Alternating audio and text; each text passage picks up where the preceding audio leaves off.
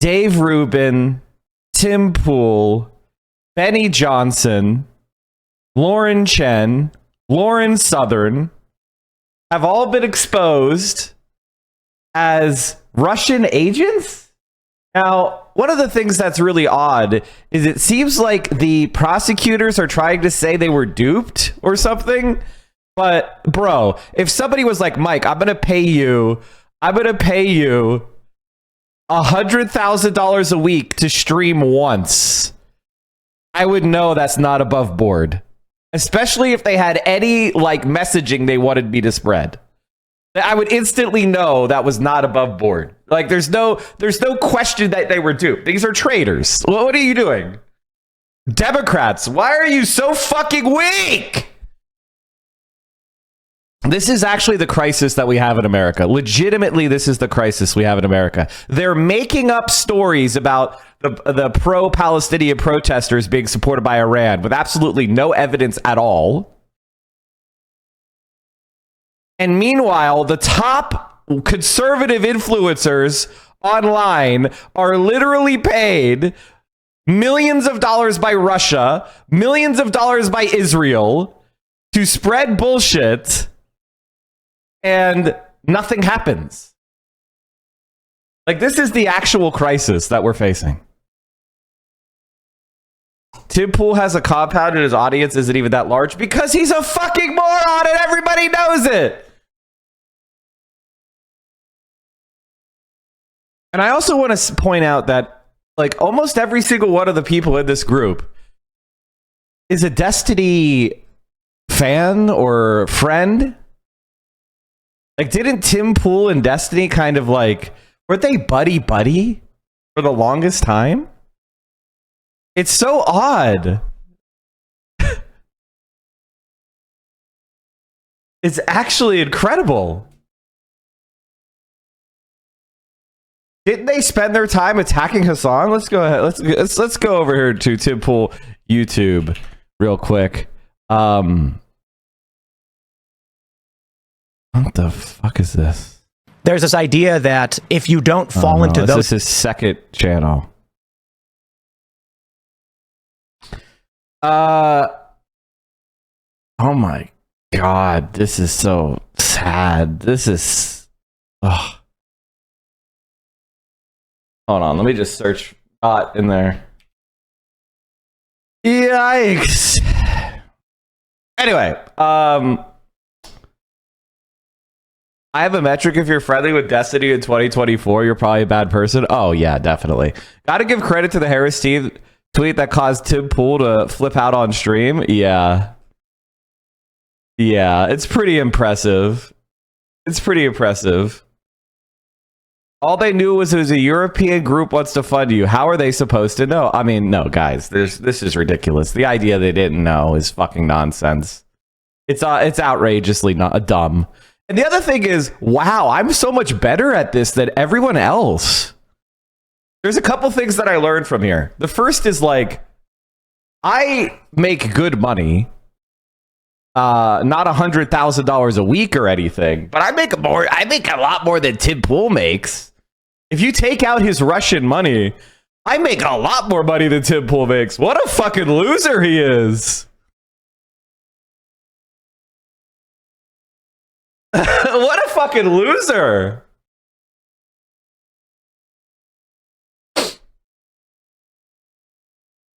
Like, he has to go and get bribe money from Russia? And he has like how many people working for him? What a fucking loser. Duped or not, they exchange money for influence on their coverage from a foreign agent. Oh, absolutely.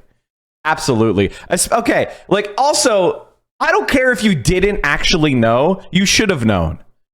Like, if somebody's like, I'm going to give you 10 times the money that you normally make to spread a certain position that happens to be pro-Russia, like, that's ridiculous.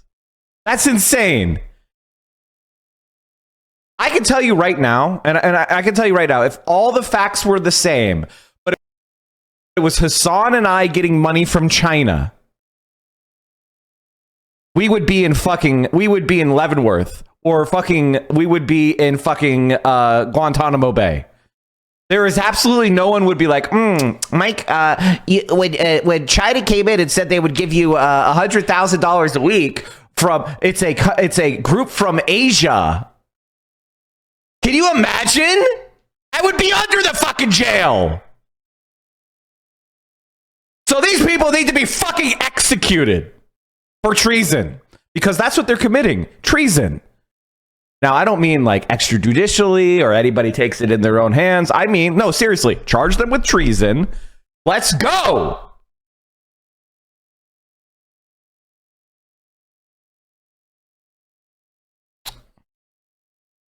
Fun fact, the other day, V said you were one of the only people he debated who actually gave a shit about what you were talking about. It was during a day we were talking about not wanting to debate because most right-wingers don't actually give a shit about changing their mind.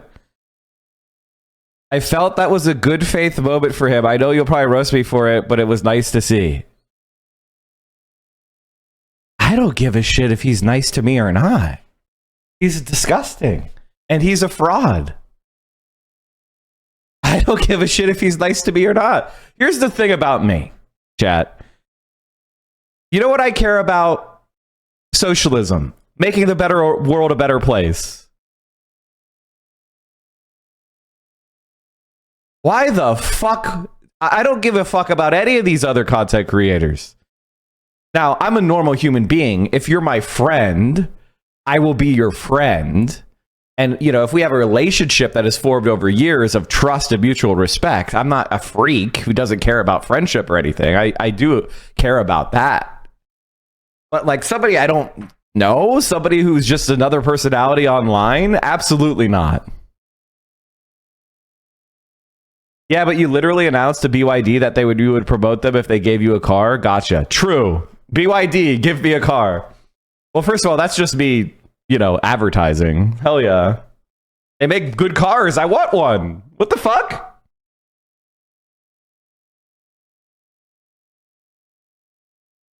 Anyway, if you want to show me that clip, that vouch clip, I will happily react to it. Does this sound like a guy unaware he's being paid by Russia? Okay, let's go. But I don't know that it matters anymore. This is psychotic. Ukraine is the enemy of this country. Ukraine is our enemy, being funded by the Democrats. I will stress this again. One of the greatest enemies of our nation right now is Ukraine. They are expanding this war. Now, don't get me wrong. I know you've got criminal elements of the U.S. government pushing them and guiding them and telling them what to do. Ukraine is now accused, a German warrant issued for blowing up the Nord Stream pipeline, triggering this conflict. Ukraine is the greatest threat to this nation and to the world. We should rescind all funding and financing, pull out all military support, and we should apologize to Russia. And they know it. But I don't know that it matters anymore. Wow. I've had analysis of this Ukrainian conflict for a long time. And I'm kind of out on my own because on the one hand, I think that the war in Ukraine can in large part be blamed on the United States' belligerence toward Russia and our interference with Russia during the entire collapse of the Soviet Union, and our support of the political changes that resulted in Putin and the fascist government that Russia currently has. But I could also say that the invasion of Ukraine was largely, a reaction to national security imperatives that the Russian state has communicated effectively for a very long time. So it's a complicated situation, right? But that being said, the invasion of Ukraine was a violation of international law, was a war crime, was an aggressive war, was unjustifiable, and there's no question that Russia's in the wrong. There's no question that Russia's in the wrong. Now, all that being said, I also don't think the way that the United States has prosecuted the war has been good for Ukraine at all.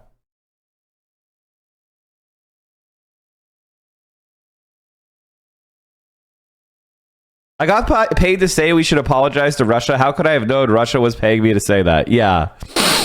Yeah. That's legit reading from a script. I mean, this looks like he's reading. Look at the screen. Look what's on my screen. This looks like he's reading from a script. This looks like he's reading from a script right off of his laptop.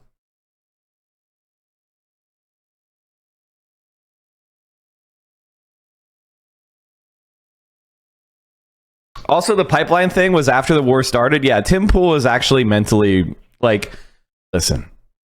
I'm very against using the R slur. I think that the R slur, like people trying to bring the R slur back into casual conversation are doing reactionary shit. And I don't like it. But I think Tim Pool is a complete moron. He may be one of the dumbest people on the planet.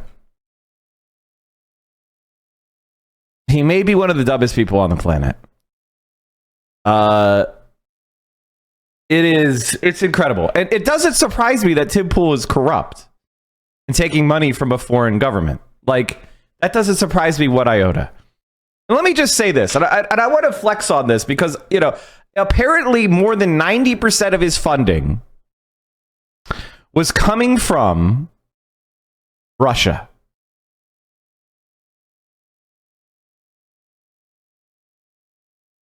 You're a pathetic fucking loser, dude. You're a pathetic fucking loser.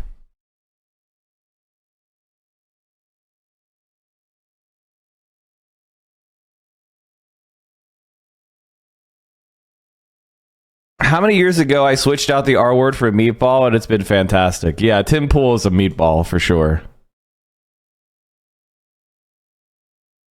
Holy shit. All right, so here's my plan. The first thing is we're going to watch Hassan's reaction and we're going to enjoy laughing at it. And then we're going to look at the indictment. And hopefully we'll have some like majority report reactions by then. We're just going to enjoy ourselves today, chat. But before we do that, no, let's do it now. Let's just do it now. Fuck it. $100,000 a week. I mean, how many people just work for Tim Pool, by the way? Mir and Neuron, thank you for the tier 3. I use Dipshit. Dipshit's good. Meatball's good. You know,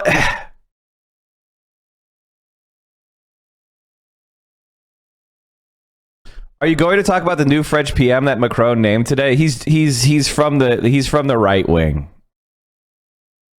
He's basically a French Republican. He's like the French Mitt Romney.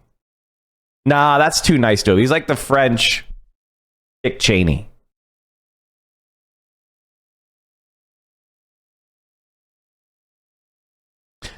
Andy Horsing, thank you. Well, thanks for hanging out, man. Sure, super off topic, but I had this video recommended to me recently. I thought I'd share it with the community.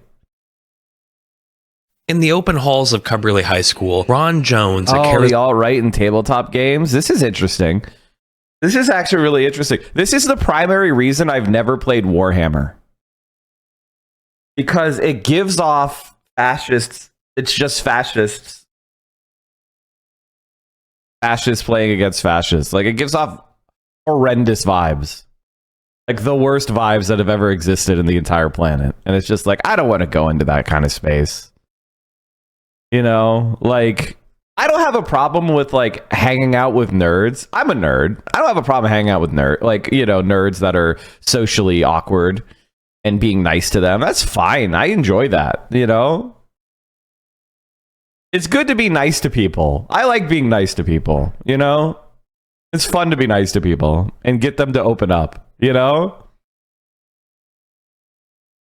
I enjoy that. But Warhammer just seems like not a good time.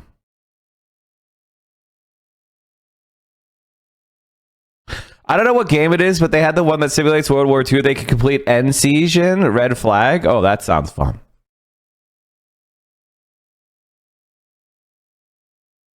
It seems like corrupt idiots like this do a major disservice to commentators who are legitimately criticizing the U.S. government, NATO for imperial incursion without being paid by Russia to do so. Yeah, it's pretty bad, but again, they were never making good arguments in the first place. They were never like people like Tim Pool were never making good arguments for Russia. You know what they were basically saying? I want to explain it to you, chat. They were basically saying Russia is a fascist country. America should be a fascist country. America should be a fascist country like Poland and Hungary and Russia. And we should ally with Russia as a fascist country and do a fascist axis. And we should use that fascist axis to oppose China, the communists, and therefore our real enemy. That's what their argument was. Their argument wasn't like, oh man, America, if going abroad and being a warmonger and imperialism is causing all these problems, and America needs to, spend its money at home and work on improving its own citizens' livelihoods and standard of living, and we need to be peaceful and a good neighbor and blah blah blah. That's not what they were arguing. No. They were arguing that the United States of America should crush the domestic left, should crush queer people, should crush unions, should crush people like AOC and Bernie Sanders with force. We should abandon democracy. And we should ally ourselves and duplicate and ape Putin's government style in America. That's what they want to do. These are fascists. Okay?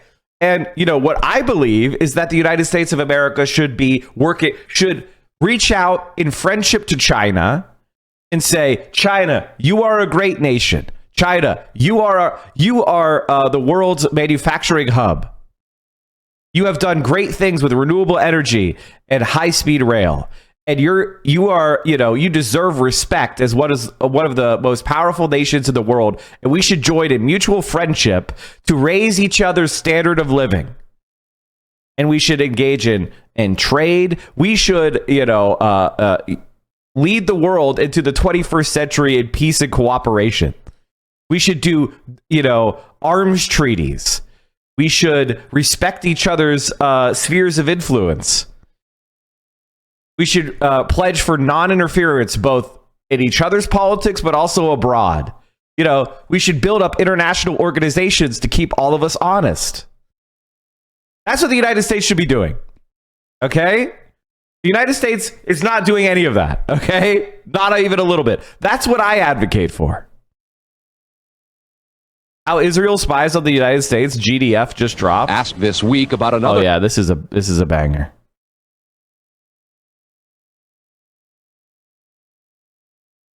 So China subverted the deep state's woke activists from the anti-white racist DEI bullshit into anti-Israel, and they lost control of the machine. LOAO FAFO. What the fuck are you trying to talk about? What the fuck are you talking about?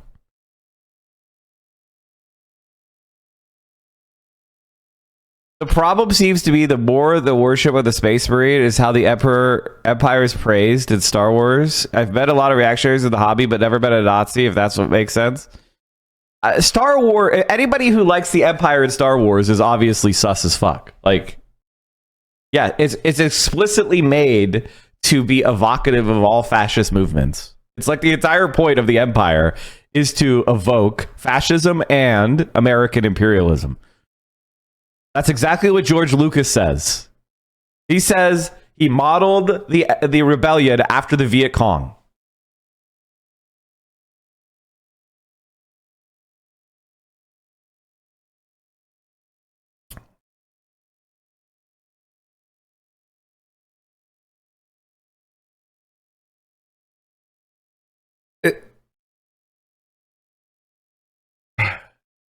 It's so funny, man.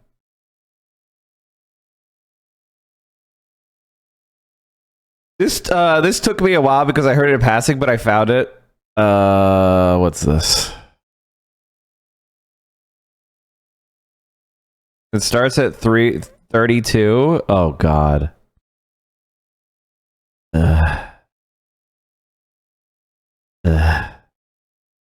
I really don't care. If I decide I care, I'll look at it, but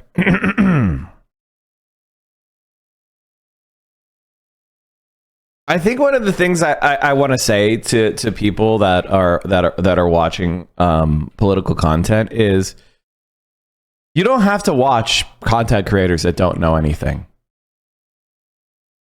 Like, you legitimately don't have to watch content creators that don't know anything. Like, I could give you my resume anytime, and we could talk about what I know, what I don't know, how I know it, how I did my research, where I learned things. And we could have that conversation. But just because somebody's talking about politics, even if they say they agree with you, don't watch them just because they agree with you. They probably don't know what they're talking about. You should learn from people who know what they're talking about.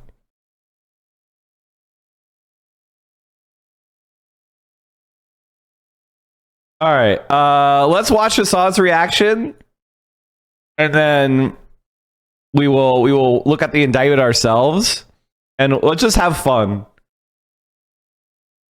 And I can't wait to watch the Majority Report do a victory lap. But Mike, you agree with me. I'm very substantive in what I say. Like when I predicted January 6th, that was very substantive of me.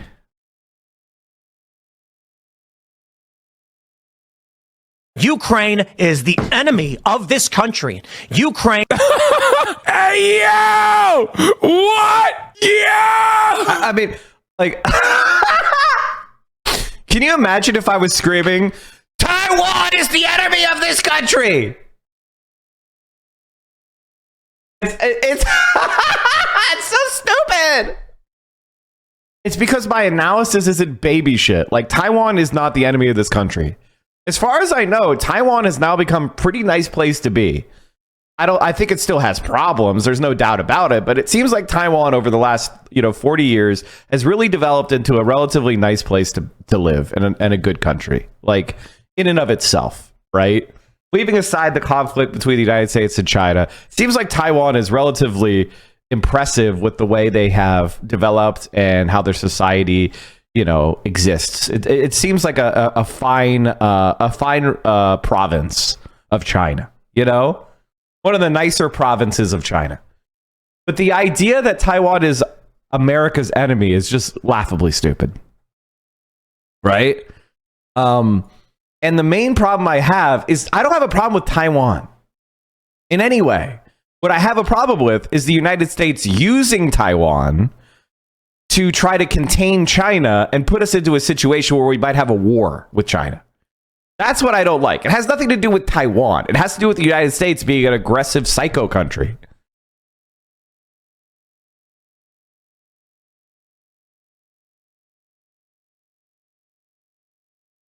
I'm like, calling Taiwan an enemy of the United States is just insane. Just like same thing with Ukraine.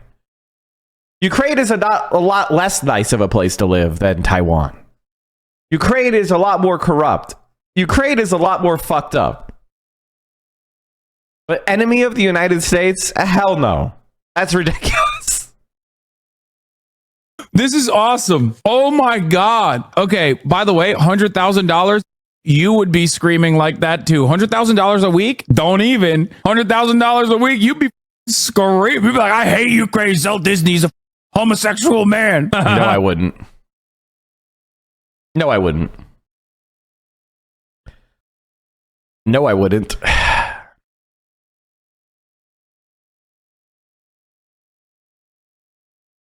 Not enough money.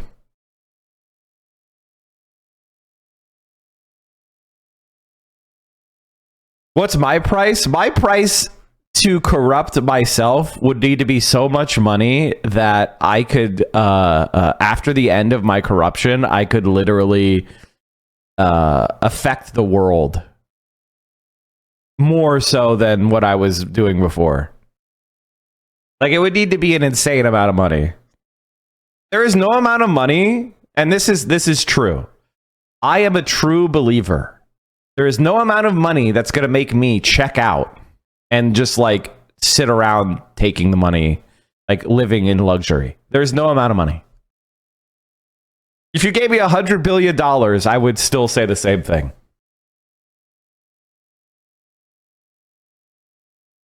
Because I am not a capitalist. I don't care. Money's meaningless. The only thing money is to me the ability to claim resources in a capitalist society. I don't care about it as like a goal in and of itself.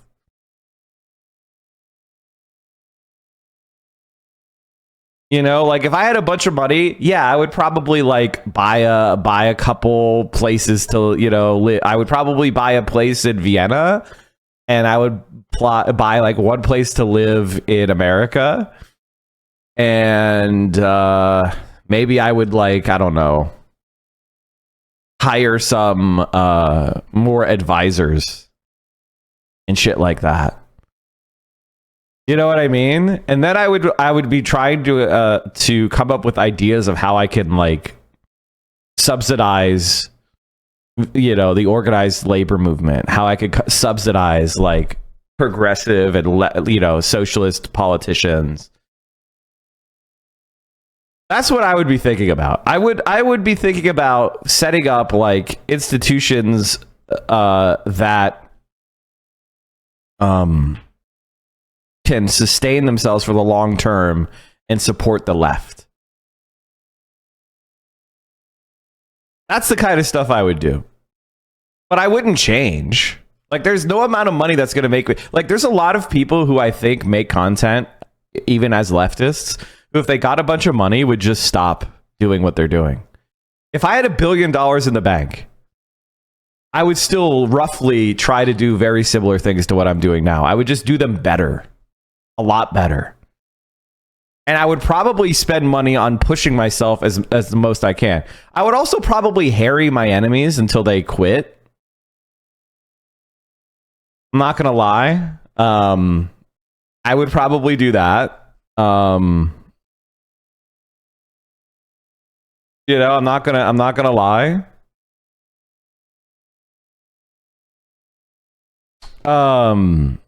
So like, I don't know. If China gave me $100,000 tomorrow and said you got to defend, you know, mass detentions of people, I would say no. You know what I mean? Like, there's that's not enough money. It's not enough.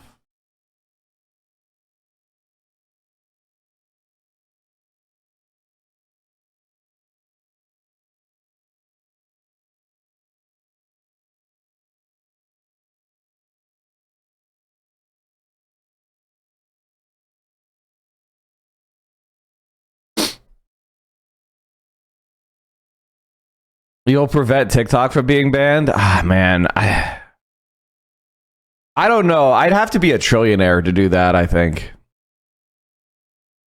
How about execution of billionaires? Would you defend that? Yeah. I don't think you should just execute billionaires, by the way. I think that's silly, right? You should expropriate billionaires, so there aren't billionaires anymore. I think executing billionaires just to execute billionaires is just silly. You should take their money. You know what I mean? Like, a billionaire who's no longer a billionaire, you know, I think it's far better to have them like sweeping the streets like the former emperor of China, walking around, you know, talking about how much he loves Mao. Like, I think that's a better W than just killing them, you know? Like, what China did to the last emperor is far more effective than just, like, killing people.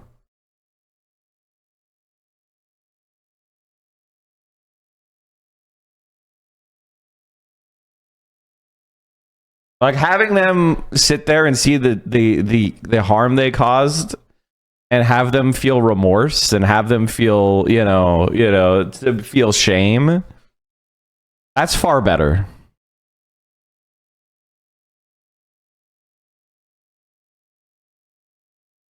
Puyi became such a hard copy that even his wife was annoyed sometimes. Yeah.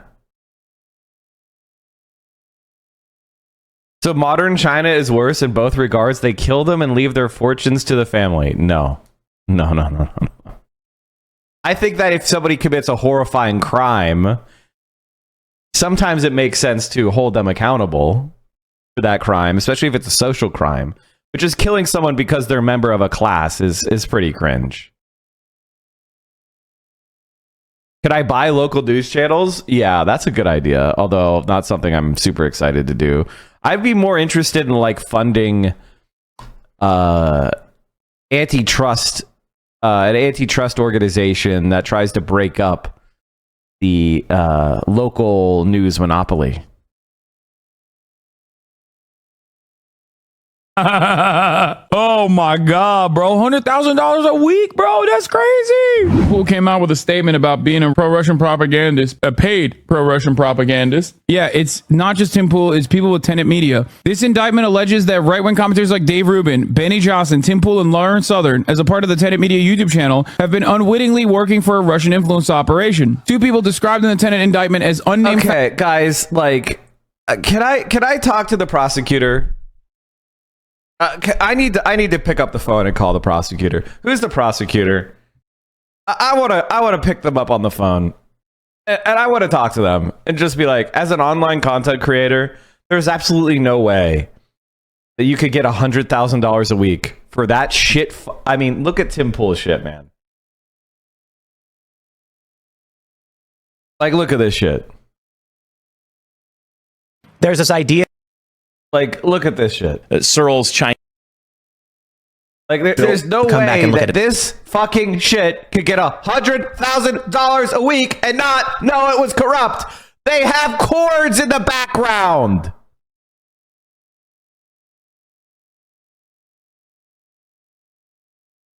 They have magic cards in the background. Like, what are you talking about? They're getting $100,000 a week and nobody looked at the camera shot.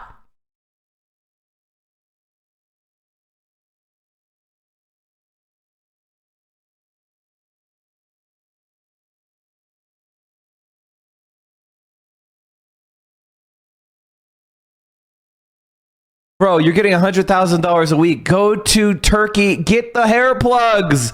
Get rid of the beanie. Get the hair plugs. What are you doing?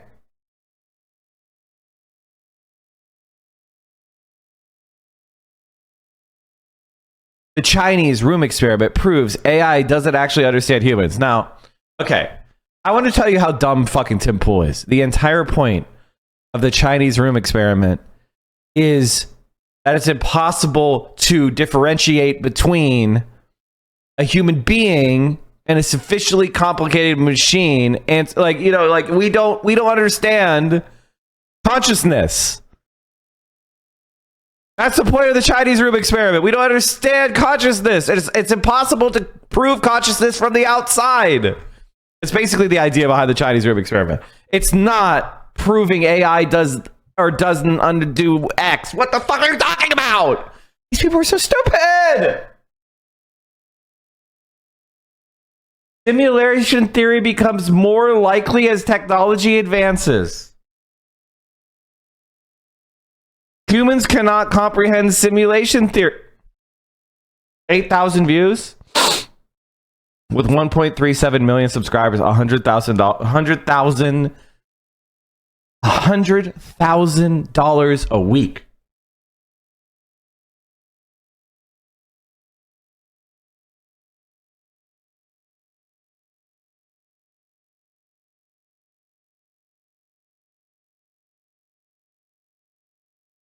Tim Pool said he would support reparations if it meant ending all foreign wars.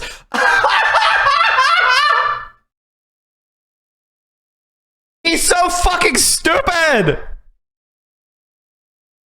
He's so stupid. Legitimately, the average conservative is brain dead. My God. Holy fucking hell. Founders were very aware that their operation was funded by Russians. Tennessee Business Records lists Tenet's founders as Blaze TV's host and TPUSA contributor Lauren Chen, aka Roaming Millennial, and her husband. Now, let me tell you something, okay? I have not tried to f any of these people in this indictment, but the #1 defender of Ukraine, who kept saying I was a Russian dissident or a Russian operative, has. You couldn't have asked them why they were doing pro-Russian propaganda and how much money they were getting paid? Tim Pool and others weren't aware of this. Read the actual indictment. I will. What I'm saying is, it's not credible. It's not credible. that you're making videos to get 8,000 views and you get paid $100,000 a week. Do you understand that that's not credible? That doesn't make sense. That's like somebody saying, I want to invest in your hamburger spot, and you sell 20 hamburgers a day, and then they give you 50 grand as a salary. Do you understand per day? Do you understand how that doesn't make sense? That you immediately intuitively would understand within a day or two that like, well, how is this going to keep going? This doesn't make any sense. You're not getting any money from the hamburger stand. Why are you paying me so much?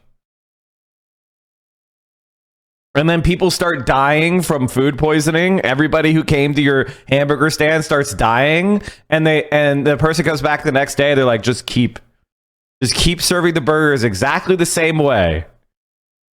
You are not unwitting at that point. Okay, day one when you got the first paycheck, you might have been unwitting, but after like day after day after day after day, you are no longer unwitting. Your functioning brain exists. You should have known.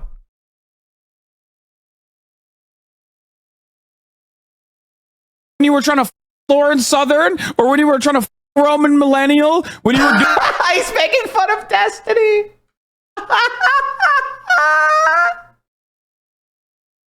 For me, it's not even the fucking. Like, Destiny is just ideologically aligned with these people. Like, he's friendly with these people. Like, I could have not sat down with Tim Pool and been friendly like Destiny was or Vaush was, because they're stupid and evil. But to Destiny, these people were normal. So it's like every single friend of Destiny turns out like Lex Friedman. Destiny was a big fan of Lex Friedman. Destiny was a big fan of like all these fucking people. And then they immediately suck off Donald Trump instantly. So it's almost like, wow, all your friends are corrupt pieces of shit who don't care about anything. And yet, who does he spend his time attacking? Me and Hassan. Not the MAGA people he supposedly is opposed to. No, he's very friendly with them. Emma was the only one to participate with Tim Pool and actually treat him like the enemy he is. Very true.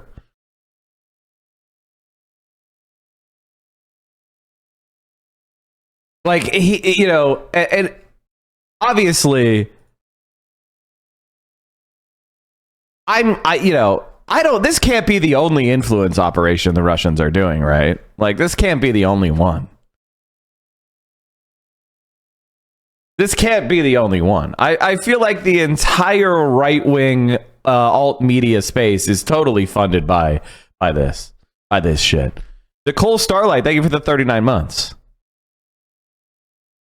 Doing buddy conversations with these people, Destiny? What happened? This is also, it doesn't matter, vindication or not, it doesn't matter, because the people that are so invested in me being a Russian op, like a Russian operative, not a Russian opposition, are so invested in that they will never listen to reason. They've already made up their minds. They've watched all the YouTube commentary videos from these dumbasses who kept saying like, I was pro-Russia, pro-Russia, pro-Russia. Like, here's an example. A year ago, here's Destiny. Here he is being buddy with Tim Pool and Lauren Chen. These are two people on the indictment. So not only was Destiny was basically profiting from the Russian money because he was going on their network and being promoted by them. Here he is profiting from the Russian disinformation money. Born in the USA. Yeah. I don't care how you look at it. You're never getting a pro-America song out of that, other than hearing the chorus over and over again. I was going to say, Fahrenheit 451 was. There's a famous story where Ray Bradbury was like giving a lecture, and they interpreted it as the students interpreted it as the government censorship, and he was like, no, it's about the public demanding it, and they were like, no, you're wrong. He's like, well, I wrote this book. Yeah. But in terms of Rorschach, this is really this is funny because I think Alan Moore, the writer, right? Was it Alan Moore? He had said it was supposed to be a smelly, disgusting, like far right or whatever you want to call it. People weren't supposed to empathize with this character. Yeah. The problem is Rorschach. His look. You want to make someone a bad character? Don't make their arc that they caught a guy raping and murdering children and it caused them to snap. Yep. Because no matter how awful the person is in terms of his moral absolutism, you are like, somebody witnesses something like that, I can understand them snapping. It's not a good character, but you're not going to hate. You're not going to feel hatred. You're going to feel like a sadness for what drove them to their menace. Not only that. Okay, I mean, like, look at this show. Like, God, he's such a fucking dumbass. He's such a dumb piece of shit. He's so fucking stupid.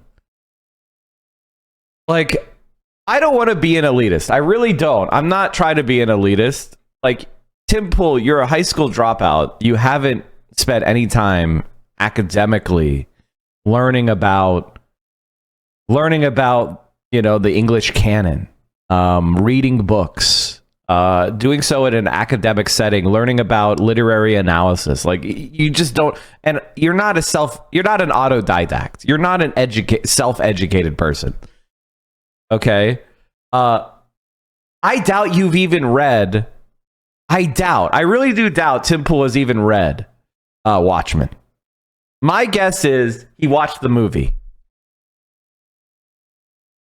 Like, my guess is he watched the movie. Hey, can you raid my room, please? Here. Let me help you out, man. You seem like a really good guy. Really good streamer. This is usually what we do when people request it. Pay me, bitch. Pay me, bitch.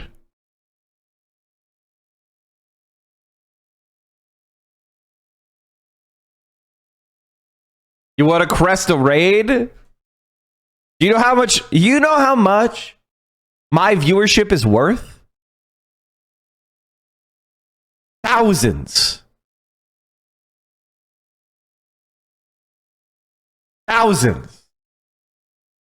screenshotted this a while ago. It might be relevant. Like, God, he's such a dumb fuck. The point of Rorschach, first of all, this is why you're dumb, Tim. The reason why Rorschach, that incident you're talking about from the movie, where Rorschach kills a serial killer with no mercy, is not intended to be, oh, this is a bad guy who's doing bad things. This is supposed to you're supposed to understand this as a reasonable motivation for his extremity. It's supposed to create a grayness. It's supposed to create a compelling reason for the character to be the way that they are. It's supposed to be a truthful interpretation of what drives people to extremity. It's not supposed to be, my enemies are bad because they're stupid. It is, you could come to bad conclusions even through understandable causes. It's called good writing, you dumb piece of shit. You want your characters to be compelling, not two-dimensional.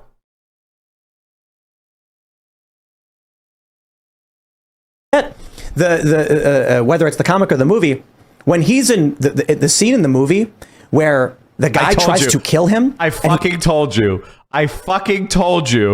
He only watched the movie. He never read the book. He never read the graphic novel. There's no fucking way he did. There's no fucking way. I honest to God believe that Tim has never read a book.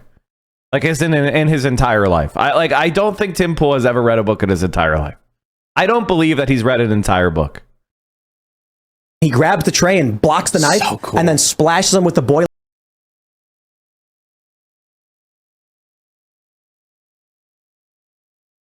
So cool. Oil and says, I'm not locked in here with you, you're locked in here with me.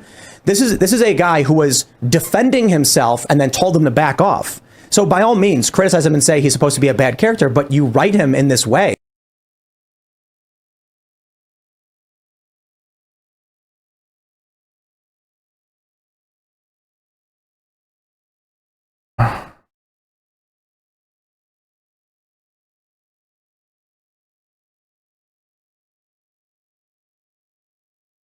I really don't know what else to say. Like, if you can't understand why you want nuance in your characters,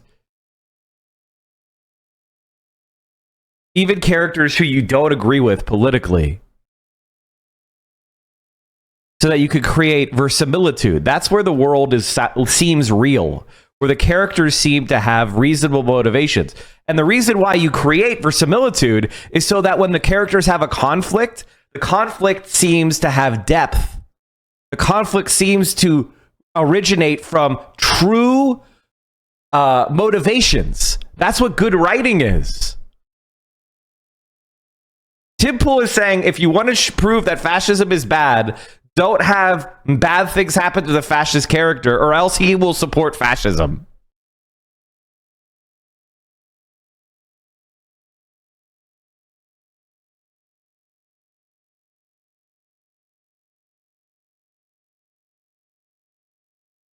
Hey, come on. I mean, that's a sign of a good character, right? Like, even like I would argue that the first even Destiny understands this. Even Destiny understands this. He's like, the point of it is he's a good character with motivations that make sense, so that when he comes into conflict with other characters, it comes from a well-grounded position, and you can see why the conflict is intractable. Avengers movie with Thanos or whatever was written as a very sympathetic to Thanos lead villain. Yeah, I would say that. Yeah, I've heard Thanos was sympathetic. Okay, well, sociopaths in. Thanos was not sympathetic. He was written.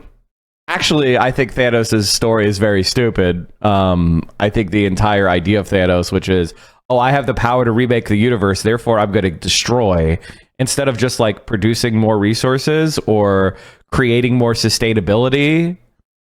You know, like if you could alter the universe, why don't you alter the universe to make it more in balance?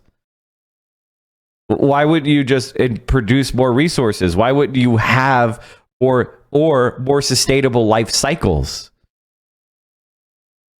Instead of just like removing half the population, which if you understand geometric math, it's like, if you understand how biology fills a niche to all the way, like all he's done is go back 10 years. You know what I mean? Like if I go on a petri dish and kill half the bacteria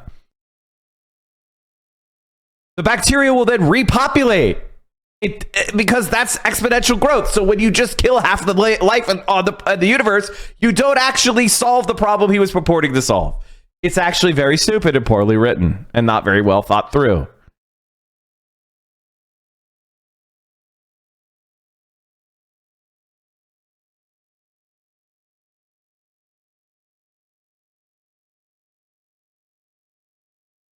I've heard right-wing commentators say that it's anything where there's like gray areas morally is leftist because of moral relativism. It's like, okay, I understand what you're trying to say, but a good villain will have their own justifications for what they're doing. Otherwise, it's just cartoon evil, and that's not interesting. And but that's the only way. That's the only way conservatives could think.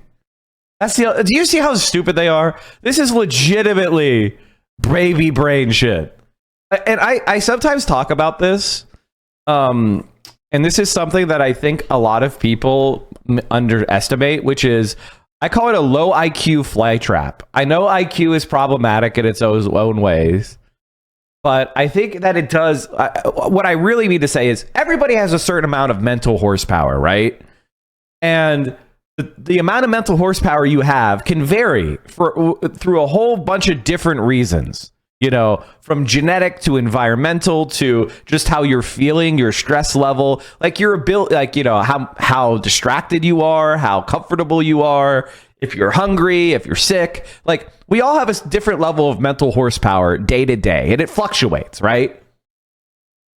Some people do have a higher revving engine than others that they're born with, you know. The brain is a physical material object. It is a construct that exists in the universe. So there are going to be, you know, things that can damage it. And there's going to be different brains of different ability levels, right? But I think people like Tim Pool are intended to catch people that are revving lower on those engines. It's like it's a low IQ fly trap. Let me just put it that way. You know, now that we've done the preamble on IQ, okay, it's supposed to catch people that are not very bright. And Donald Trump is the same way. I talk about this a lot when I was talking about Destiny Stream in particular, or Tim Pool, or Donald Trump. They're low IQ fly traps. The best example of them is the Nigerian email scam. You guys know what I'm talking about? Nigerian email scams where, you know, they're like, hi, I am a Nigerian prince and I need to get access to my money that has been left to me, but I need to deposit money into your account first, and I'll give you $1 million as my intermediary, etc., etc. You know what I'm talking about? The Nigerian email scams, where they literally just get you to, you know, cash a check so they can steal the money from your accounts. Well, the Nigerian email scam intentionally misspells shit in the email. It's like they have grammatical errors intentionally. They have misspellings intentionally. Why is that? Because it filters out people with the wherewithal to challenge the Nigerian email scammer. They only want the dumbest people to respond. And that's Tim Pool. That's Destiny. That's Donald Trump. They intentionally act like dumbasses so that everybody who has a certain level of intelligence filters themselves out. And so they only have dummies. And they can exploit and manipulate and control the dummies. Now, unfortunately, there's a lot of dummies in the United States of America. It's very, very, very rich waters. You can make a lot of money just ripping off dummies.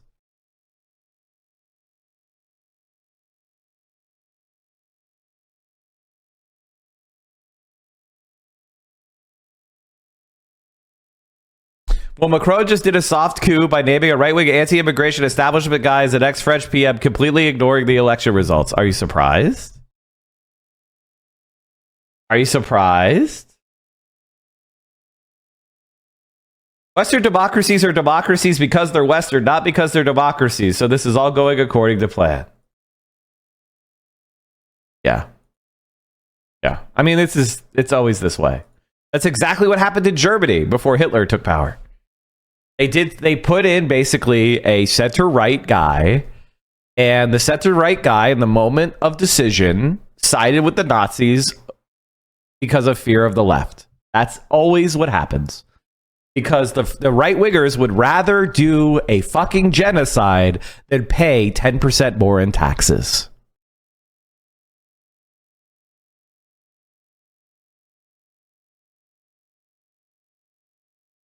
All right, let's go back to, that was impressive. By the way, I just want, do you see what I mean? Like, look how buddy-buddy these guys are. These guys are so buddy-buddy. Culture War episode 20. So this must be right after the Russian money came in, right? Like, this has to be a Russian money, like, example.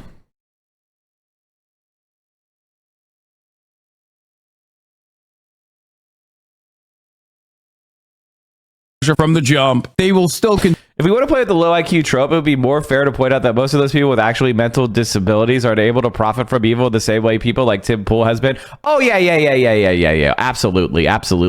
In fact, most people that are legitimately mentally disabled are actually incredibly kind and empathetic. Like that's why I don't like using the R slur, because it's not true. If you've ever been around people that are struggling with disabilities, they're often lead with compassion and friendship and kindness. So I don't like to use the R slur because it's just not true. Like, conservatives are significantly worse than anybody with a mental disability.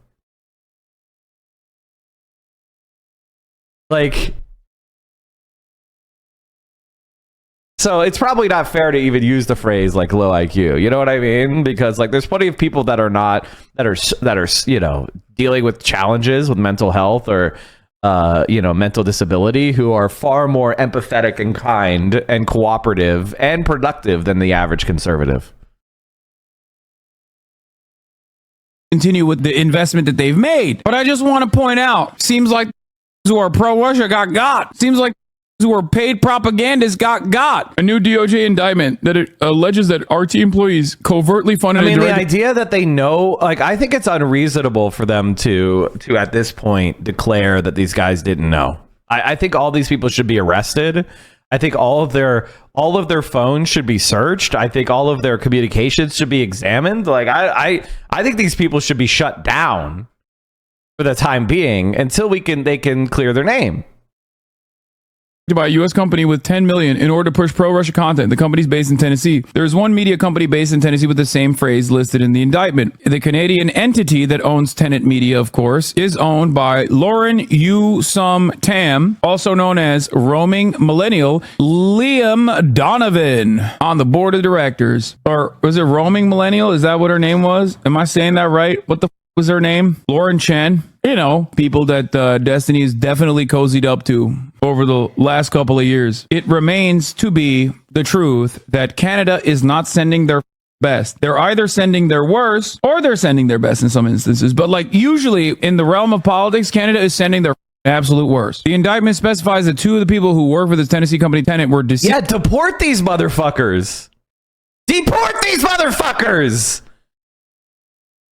Foreign agents? Like, get them out of here. Deport these motherfuckers.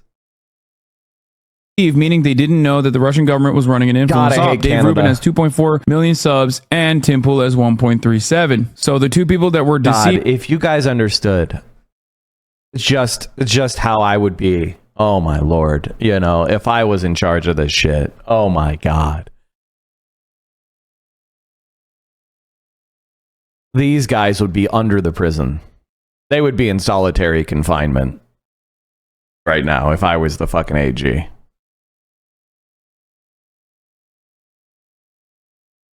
Like, Mike, I thought you wanted to close solitary confinement cells. Yes, I did. I would reopen them just for Tim Pool. I guess, for a license. Kalashnikov Afanasieva, founder 1 and founder 2, worked together to mask U.S. company 1's source of true funding, RT, by falsely portraying to commentator 1 and commentator 2 that U.S. company 1 was sponsored by a private investor named Eduard Gregorian. In truth and in fact, Gregorian was a fictional character. Benny Johnson also almost has 2.4 million, but they apparently rounded down from 137 to 1.3 million with Tim Pool, so I figured Rubin's 2.4 million to 2.4 was the same. Helena Shudra shared with U.S. company 1 a video of a well-known U.S. political commentator visiting a grocery store in Russia. That's Tucker Carlson.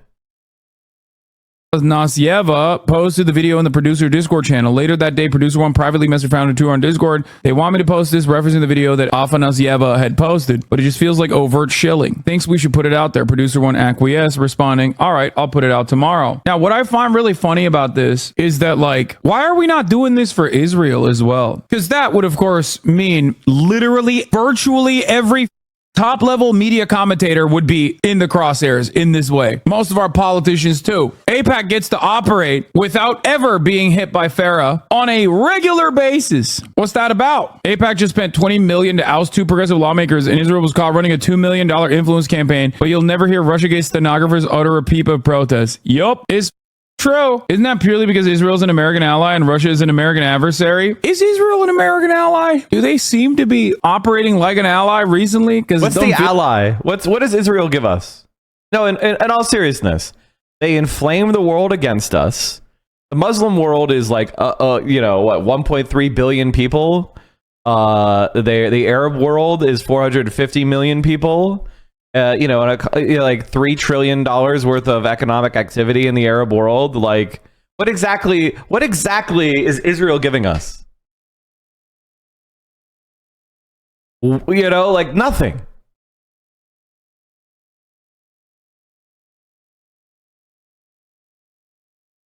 Like back when there was the Cold War, I guess it made sense to have, a country that would do our dirty work. But even now, like, what's the point?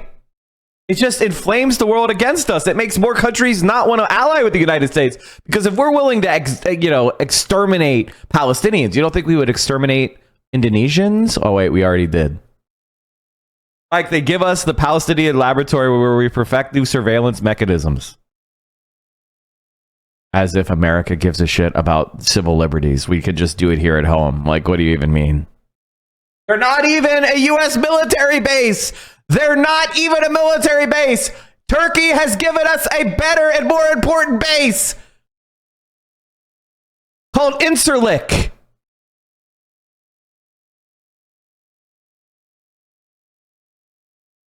We don't need them.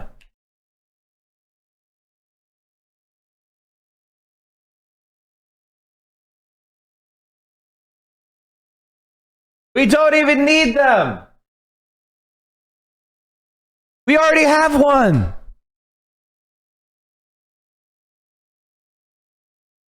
Like, what are they even doing? They're not even doing anything.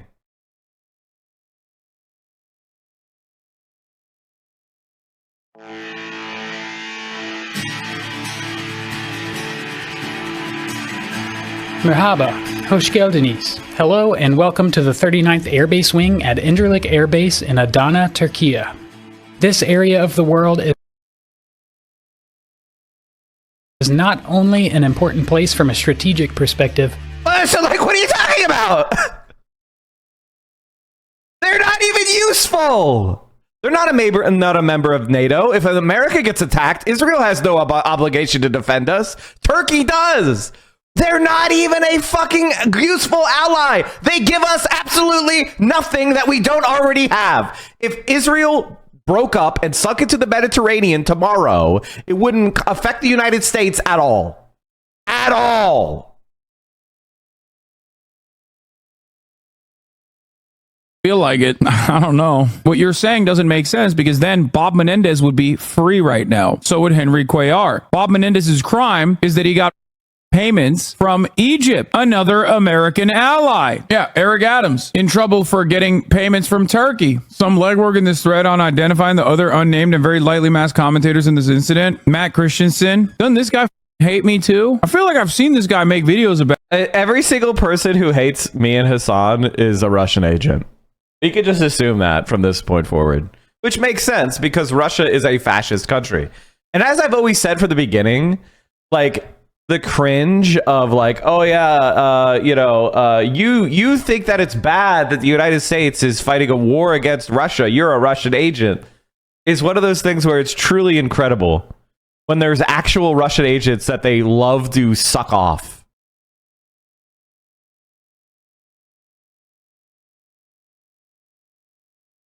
Incredible. About me. I remember watching a video of his. Look, all I'm saying is for all of the liberals who are super pro NATO, who spent a whole litany of time talking about how pro Russia I am, even though I fundraised for Ukrainian refugees pretty early on, it seems like all of my enemies who despise me are named in this. So if you have ever found yourself personally aligned with any of those people mentioned, maybe you're not pro-Ukraine and instead simply using a horrifying situation like the invasion of Ukraine to your immediate advantage. Ops taking hard L's again. 100 P. Tim Pool got 100K per episode and Ruby got $5 million per year. That is crazy money, by the way. Once again, grifting to the left is not a real thing. Grifting to the right, however, very, very profitable. Good money to be made there. Russians wanted them to post a Tucker Carlson grocery video, but they always thought it was too obviously shilling. Lauren Chen said to post it anyway. The Russians wanted to blame the ISIS Moscow attack on Ukraine. They got commentator 3 to do it. If Dave Rubin is commentator 1, then I think Johnson is 3 and vice versa. To be clear, whether or not Benny was commentator 1 or the others, neither I nor the indictment are claiming he knew that he was working for the Russians. The question is whether he should have known or suspected is both philosophical and harder to prove. A statement of the Leo. Oh, they all have statements coming out. Oh, they have statements coming out now. My statement regarding allegations of the leaked DOJ indictment. Should these allegations prove true, I, as well as the other personalities and commentators, were deceived and are victims. I'm a victim, guys. I got paid $100,000 a week. Oh, can somebody make me this kind of victim? Can somebody make me this kind of victim? Will somebody right now make me a victim by giving me $100,000? Please make me such a victim, guys. Make me a victim. I'm such a fucking victim. It wasn't. I knew it. Oh my God. The Culture War podcast. By the way, chat, was Destiny's first appearance the first Russian payment? Destiny was on there a year ago. It was episode 20. Was Destiny's? He said it existed prior to, so it wasn't. That was only. So was Destiny? Like, did the Russians want Destiny to be promoted? Was that the Russians' goal? Interesting. This is something that I've noticed recently, which is like a lot of America's foreign adversaries don't want people like AOC to become, or Bernie Sanders, or people that we support politically to become leaders of America, because they recognize that if like social democrats and democratic socialists were to take power in the United States, like America's power would skyrocket. And a lot of our internal contradictions would probably be worked out, and America would be a much more powerful country for the next 50 years, because like we would make the necessary investments in infrastructure, education, health. We would lower the internal tensions within society because people would feel like, you know, there's a communal project that we're all included in. It would help diffuse racial tensions, and it would create like sane pathways to handle new immigrants. It would like solve the housing shortage. It would solve like homelessness and street crime. So like they don't want leftists to get in power in the United States, because in the long run, like America would be more productive, would be healthier, would be more powerful, would have a larger economy, and would be more able to challenge them in the world stage. Whereas somebody like Donald Trump or the centrists, like centrist Democrats, they're going to continue to weaken America and make it more fragile, more fragmented. Like if the people that Destiny likes take power, America is like on a death spiral, right? Whereas if people that I like or Hassan like take power, then America will be rescued from the decline. So ironically, even though Hassan and I are more skeptical of U.S., foreign adventurism, if we were actually to win, it would make America very strong. So it would be paradoxical, because it'd be like, oh shit, you're opposed to American imperialism? Well, if you get power, you're going to make America have even more of a capacity to dominate the world because of how much stronger America would be. So that is the paradox of our political efforts, which is like, oh shit, we're rescuing this superpower that would fragment. You know what I mean? And this is kind of the reality. This is the reality of like political, the political milieu that we're discussing. Like, I believe, and Hassan believes, in increasing American state capacity, like building high-speed rail. We're not going to be able to build high-speed rail unless we remove corruption in the economy at all level, at the local level, at the state level, and at the federal level. We can't build stuff like high-speed rail in California because the Californian state and local government is too corrupt. You understand that? Like, there's too many grifters. There's too many private consultants. There's not enough like state capacity. There's not enough auditing. There's not enough like honest. There's too many veto points. Like, the U.S. government is ineffective. But if we fix the U.S. government, like if the people I support were to get into power and we were able to fix the U.S. government, well, they could use that for bad things too. Like, they could use that to make sure that we produce twice as many naval ships.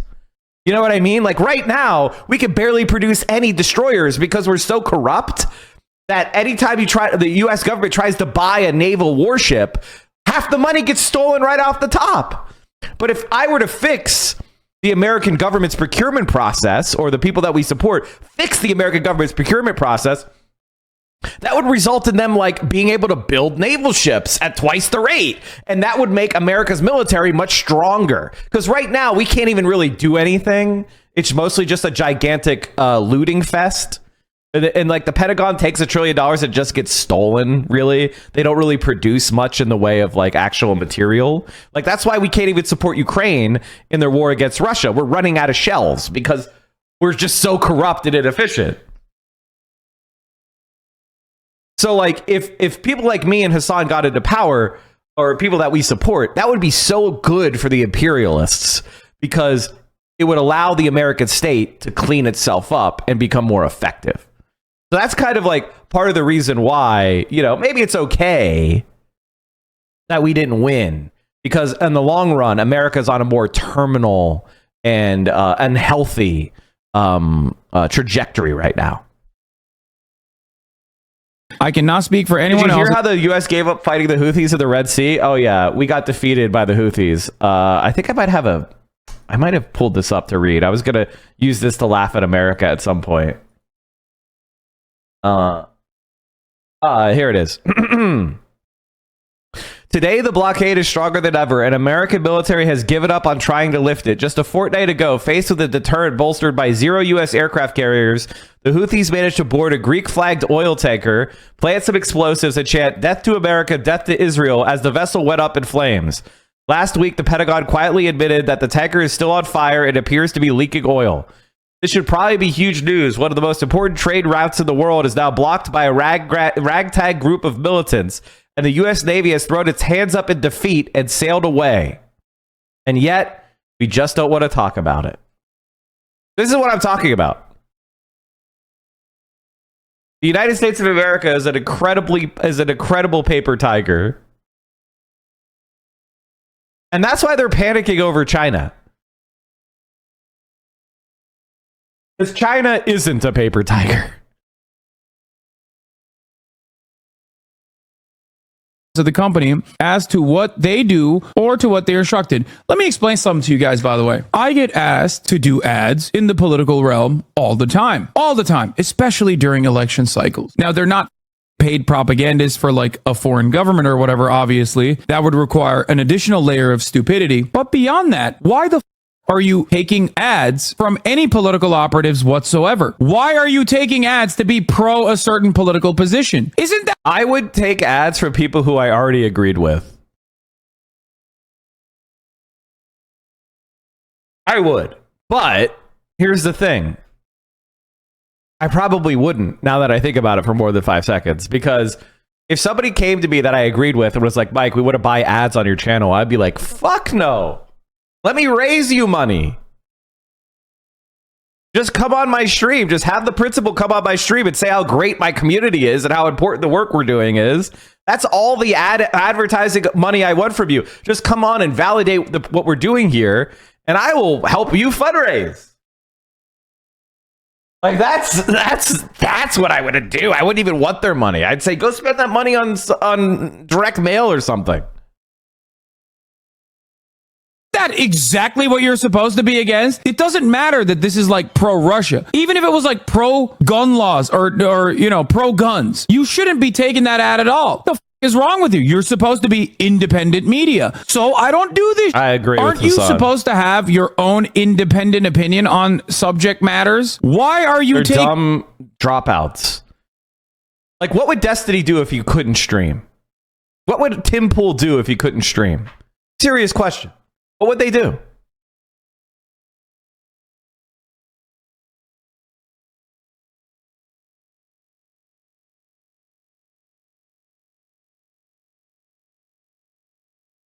They have literally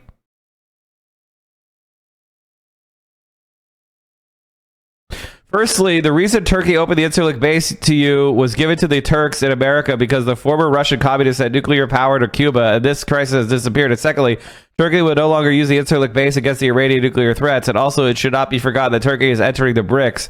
The BRICS are not an economic agreement and a military agreement. Turks who know that China has a very super relationship with Pakistan will. Are you trying to say that Turkey is not a reliable ally and Israel is? Because I regret to inform you that Israel is also tried to ally with Russia.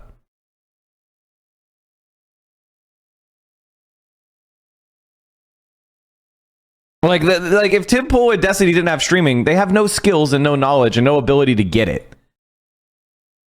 I have 3 different professions I could go back to if I wasn't streaming. I could go right back into political consulting and running people for political office and winning.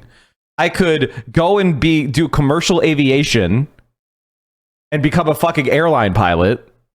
Or I could go and take the bar and start practicing law. I literally could do 3 fucking different things if I got banned tomorrow that are high status jobs that I have skill in. Like, I don't need this. I do this because it's easy and fun for me.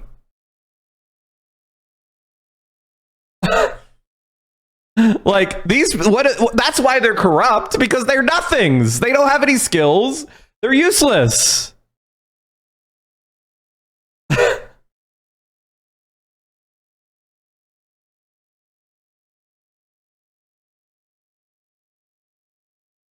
Calm down, bougie. It's not bougie. It's just, I've done shit in my life.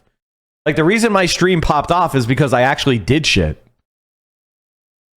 I started my stream talking about politics. My very first stream was about politics and will continue to be about politics because I have something that's worth saying.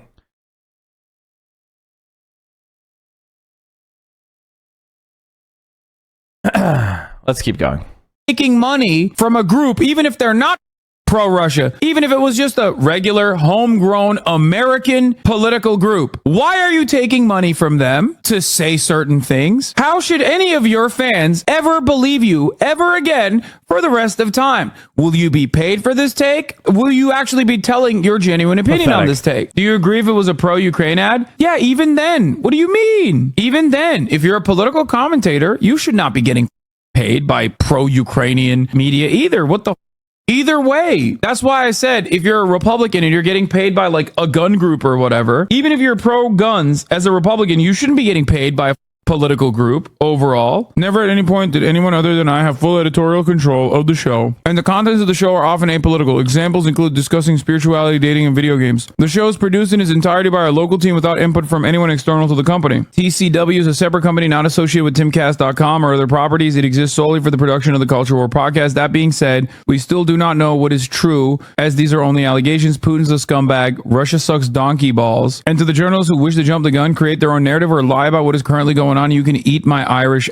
If you're serially so stupid that you didn't realize the 100K per episode you demanded to spread Russian propaganda wasn't coming from Russia, the DMV needs to revoke your driver's license and you can't be trusted with household appliances. Like, I just saw a guy giving me $100,000 to say nice things about Pootie Poo and I took it. Like, what? I think Tim Pool, now that I know his educational attainment, like unironically might be that stupid. The only funny thing about this is that like paying Tim Pool $100,000 to be pro anything is automatically a waste of resources. Lest you ever think actual people pay to listen to Tim Pool, 90% of all of their revenue literally came from Russian shell companies. No, this is like one aspect of his entire production, I think. Tim gets multiple revenue streams. Tim himself gets revenue from his own channels as well, so the Russian money wasn't 90% of Tim's revenue. I think it was 90% of his revenue for the one entity that he created. Wait, what? He was got paid 100 grand per week? Oh my God, bro. 100 grand per week? Ukraine is the enemy of this country. Ukraine.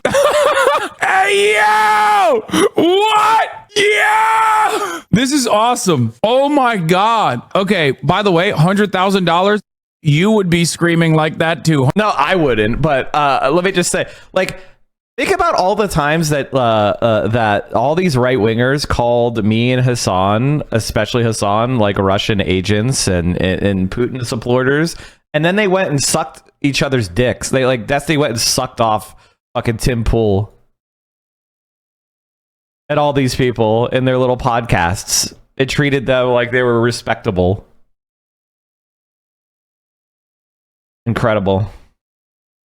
$100,000 a week? Don't even. $100,000 a week? You'd be screaming. You'd be like, I hate you, crazy. So Disney's a homosexual man. Oh my God, bro. $100,000 a week, bro. That's crazy. Ukraine is our enemy, being funded by the Democrats. I will stress this again. One of the greatest enemies of our nation right now is Ukraine. Bro, this is like mathematically the worst position to arrive at. Like, what do you mean? Like, people say I'm a shill for Russia because I'm always like, bro, we need to do a ceasefire. America's interests in Ukraine are not genuine. All they want is the continuation of war so they can like dump all of their older weapons. Like, ultimately, we need to come to the table and do a ceasefire. Like, I never once would say Ukraine is the enemy of Russia. That's insane. Bro, they got no autonomy in this. I'm sorry. The people on the Democratic Party side that consistently talk about how like, well, this is what the Ukrainians want, are literally just straight up lying. Because if everyone in Ukraine said, no, we don't want to do war, we need to do a ceasefire immediately. We hate being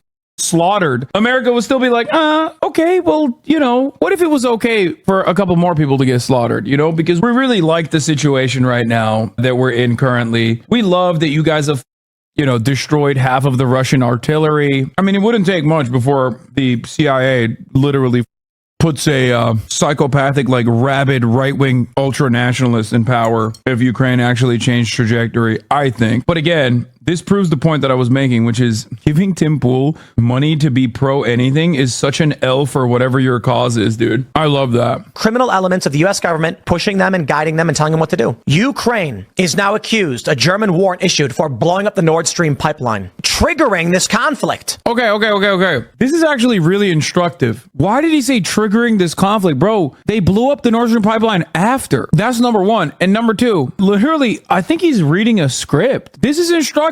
Match what he's saying here with my commentary to understand the difference in opinion, okay? If you want to know what someone who is like pro-Russia shill, literally getting paid to be pro-Russia, versus someone who's like, yeah, nah, dog, I think it's probably America that blew up Nord Stream pipeline and not mother Russia, okay? Because it makes zero sense whatsoever. Like, even when people used to clip the thing that I talked about with like the Crimean bridge, Ukraine blowing up the Crimean bridge, yes, it is still an attack on largely civilian infrastructure and therefore could be considered an act of terror, but it's still born out of Russia's invasion of Ukraine, so it's still ultimately in the hands of Russia. They would of course clip the second part out and say Hassan says blowing up the Crimean bridge is an act of terror. I would literally compare it to what Russia does in terms of like attacking civilian infrastructure, which is unjustifiable. They would clip that part out to make it seem like I was simply saying that Ukraine is doing terror or whatever. There's a difference. Oh no, Destiny wasn't being paid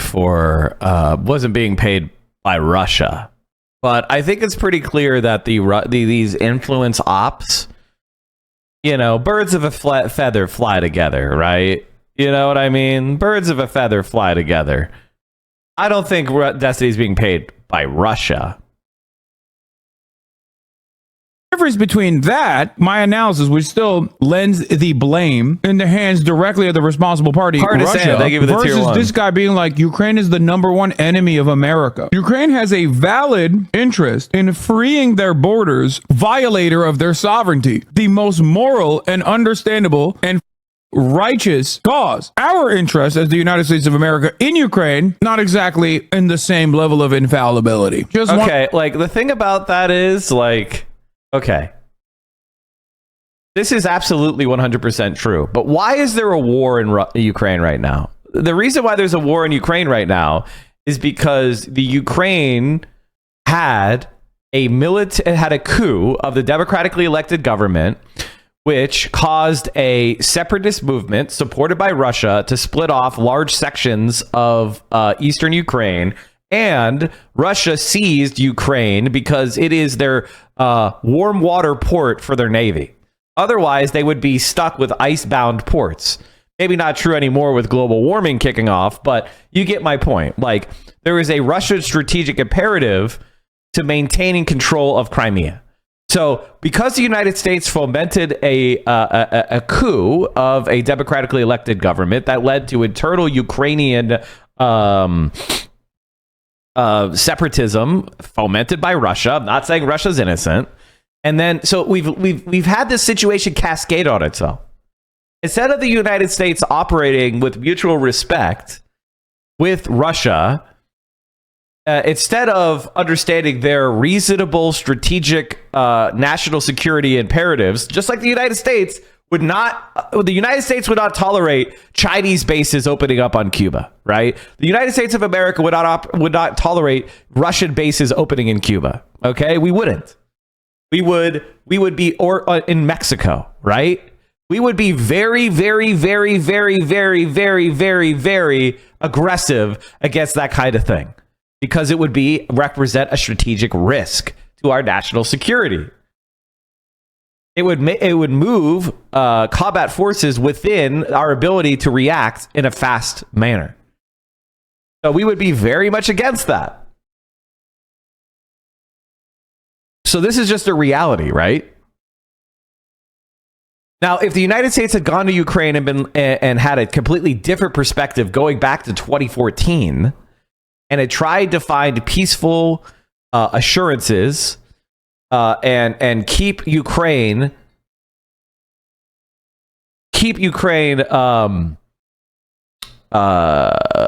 from these kind of foolish and provocative stances against Russia, it's very likely the war would have never happened.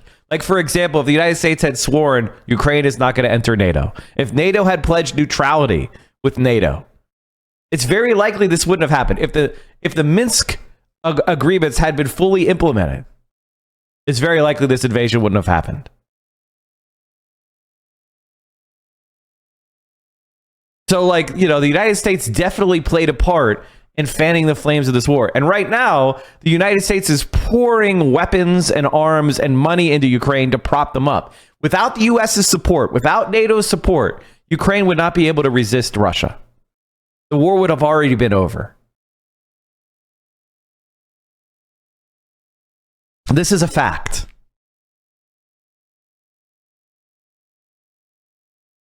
Want to offload our old ass equipment so the goddamn military industrial complex can turn a profit, all while not a single American active duty service member is harmed in the process. It's a win-win. Insane to call Ukraine your enemy. Win for the military industrial complex, win for killing people. I don't know if that's a win, but America thinks it's a win.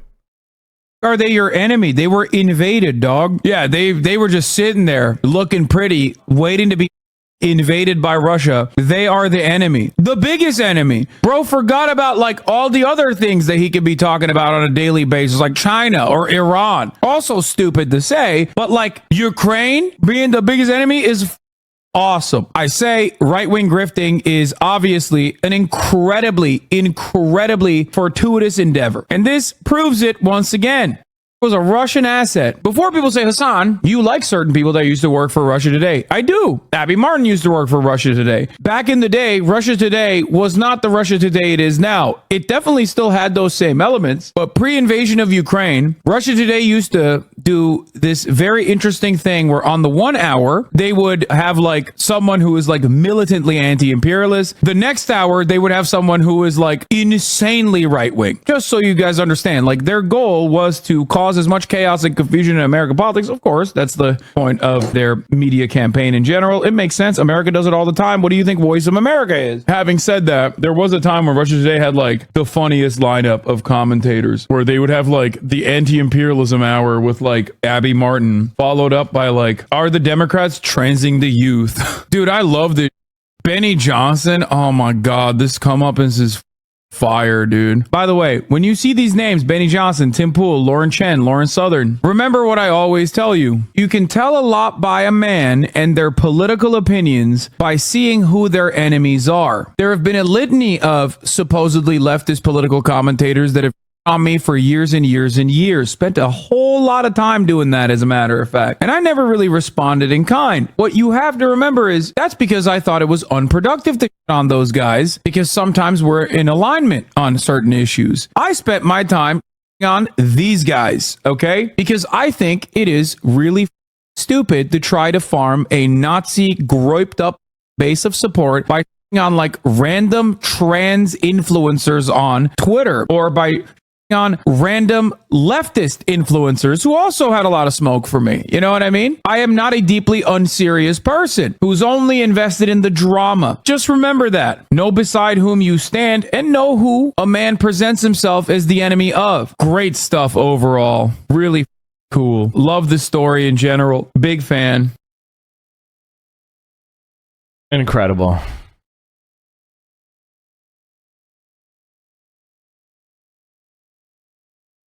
Incredible. All right, let's take a look. Does anybody? Oh man. Okay. DOJ indictment of Tim Pool.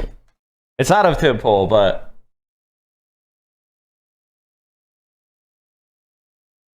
I want to see the indictment.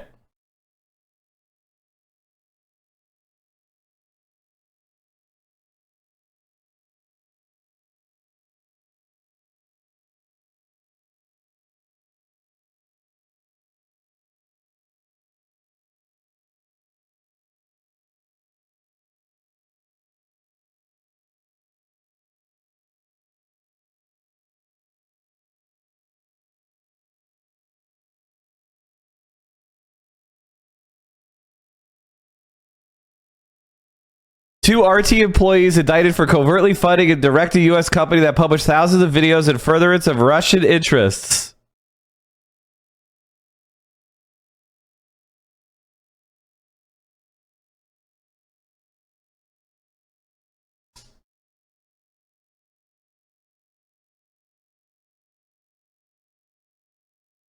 RT, formerly known as Russia Today, is a state-controlled media outlet funded and directed by the government of Russia. After Russia invaded Ukraine in February 2002, RT was sanctioned, dropped by distributors, and ultimately forced to cease formal operations in the United States, Canada, the United Kingdom, and the European Union. In response, RT created, in words of its editor-in-chief, an entire empire of covert projects designed to shape public opinion in Western audiences.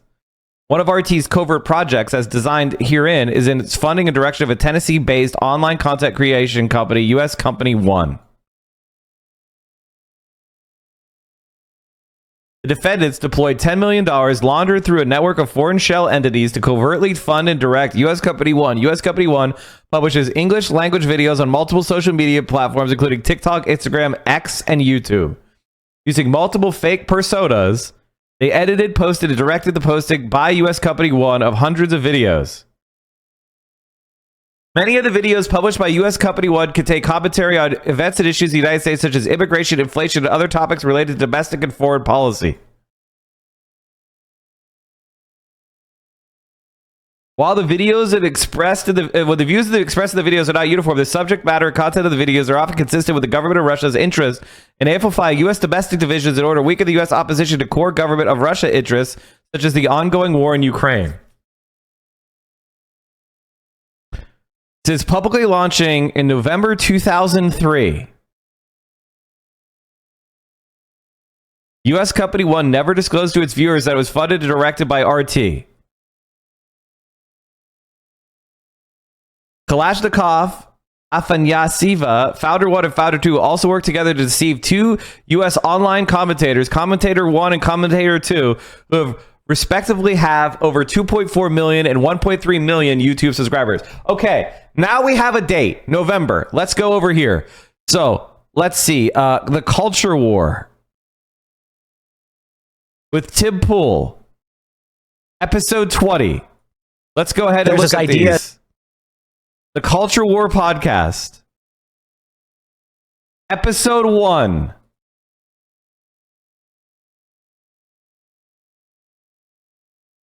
Oh, sorry. Episode 1. Wait, what? Where the fuck is episode 1? Is this not in order?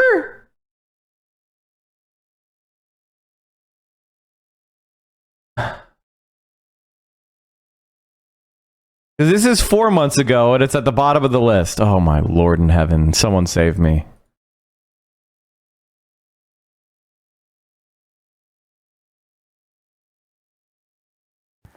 Several years ago, maybe a decade ago,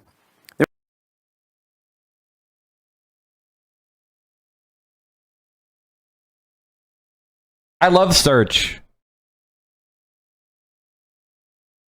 If you don't think they scrubbed that shit, you bugging. So true. I'm trying to figure out what Culture War, the Culture War.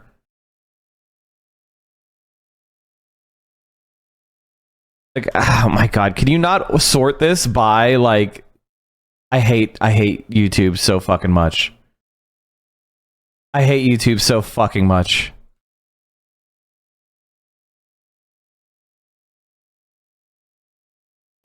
Welcome to the new.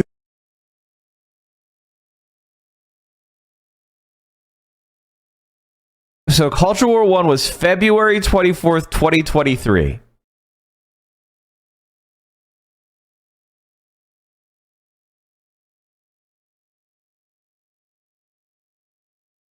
This company was founded...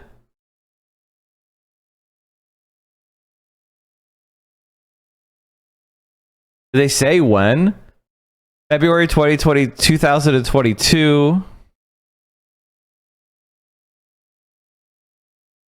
Okay, November 2023. So that's Tenet, right?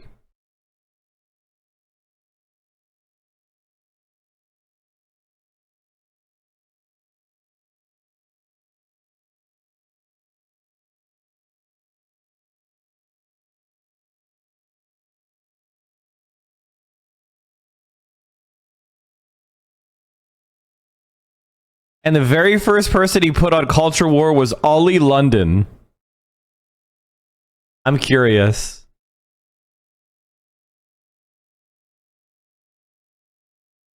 From Germany, even from Russia. So it sounds like outside of the transgender thing, the transracial thing, it seems like what you were doing actually fit in with what Koreans do.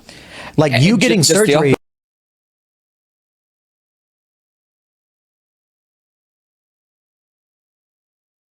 That's incredible. Commentator 1 is Dave Rubin. Commentator 2 is Tim Pool. Commentator 3, unclear. Commentator 4, Lord Southern. Commentator 5, unclear. Commentator 6, Matt Christensen.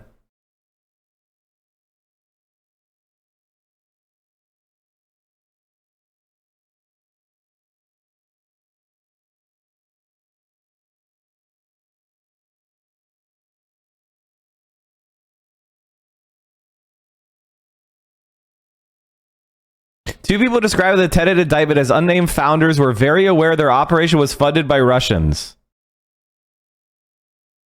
Blaze TV host and TPUSA contributor Lord Shed, aka Roaming Millennial, and her husband.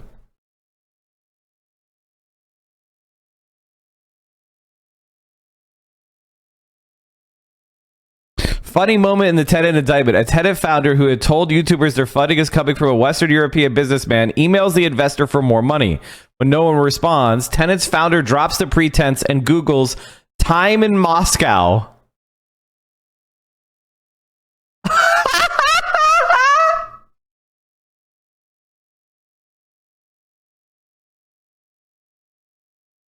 That's incredible. That's actually incredible. Today marks 2 weeks since I submitted the invoice for August. Any idea for the delay? We are signing the large contracts and need to be certain we will get funding to pay these people.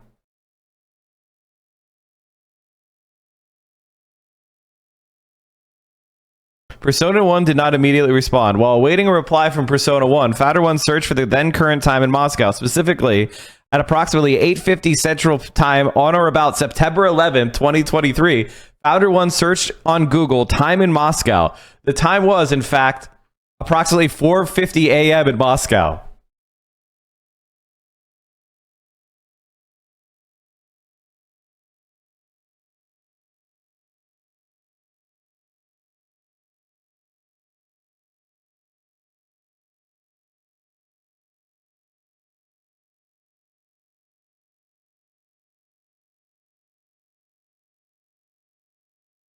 So the entire Tenet media group is all Russian agents.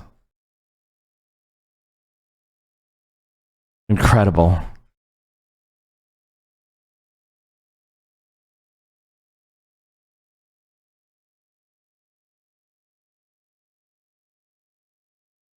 And so we go to, by the way, this is something to understand. This is another Destiny orbiter. Another Destiny orbiter, chat. Which is Haz. Haz al-Din is another Destiny orbiter and somebody who's basically a Russian agent as well. The MAGA communism, the totally fraudulent effort to discredit communism and leftism in the United States by associating it with MAGA. And there you have it. There he is. It's with Tim Pool. Both of you have said regarding liberalism and Marxism and so on, and I think I can condense this into one point. You know, one of the things I probably disagree with, and it's maybe ironic because it's the communists in America who are thought of as utopians and idealists. I actually consider myself a pragmatist and a materialist, which means I believe in getting things done. I believe in a sobering acceptance of reality as it is, not as I want it to be. I remember when Haz first came into the scene, and I was excited. I was like, oh, okay, this guy's going to be... We don't have any real ML commentators. We don't have anybody who is a dengist. We don't really have anybody who is like, you know, advancing the arguments of...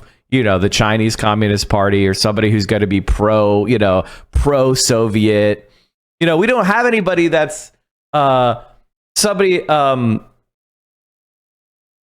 that perspective. I thought it would be valuable to have somebody from that perspective. And instead, we don't have that. We have this pathetic online, like, just clout chasing streamer ideology that is like, I'm going to try to trigger the libs mentality, but claim to be communist. It's so fucking embarrassing. It sucks so much. And so we still don't have somebody who is a compelling like person to my left. And it blows.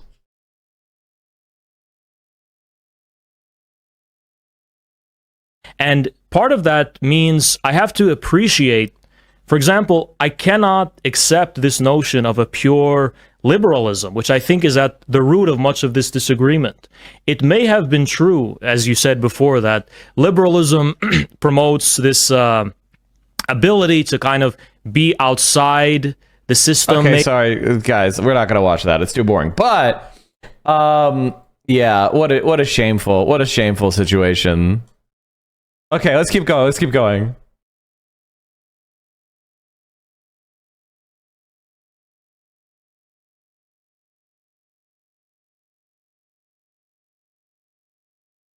Since RT receives budget from the state, it must complete tasks given by the state. For nearly 2 decades, RT has promoted the objectives of the government of Russia by pushing disinformation and propaganda, leveraging its international network to amplify the government of Russia's message to foreign audiences, and using its guise as a conventional media outlet to lend credibility to that message.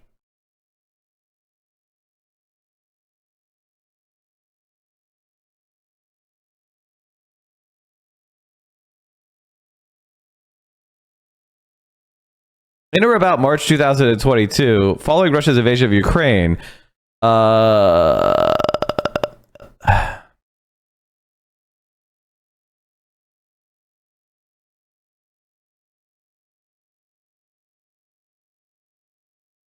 we're learning about, let's just skip over these, like the actual RT agents. So we're billing the Russians for the corporation, right? Founder 1, message Founder 2 on Discord. Also, the Russians paid. So we're good to bill them for the second months, I guess. Also, I say we bill the Russians for the last month once we're done the extra op-eds.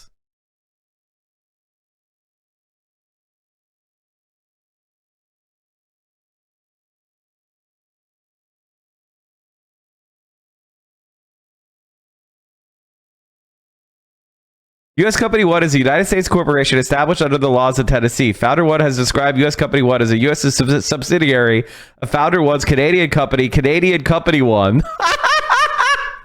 Deport these motherfuckers! Deport these motherfuckers! We should watch the Mongoloid rant. Well, you're just talking like a Mongoloid. I don't give a fuck. I am a Mongoloid. In my heart, I'm a Mongoloid. That is what I am. We are a ward. That is what we are. Yes, we are that. We are 100% that. That's not something to be proud of. It is something to be proud of, because the Mongols are the ones who created civilization. And you created nothing but barbarism. You're the fucking barbarians. You destroyed the treasures of mankind. The Mongols only united it.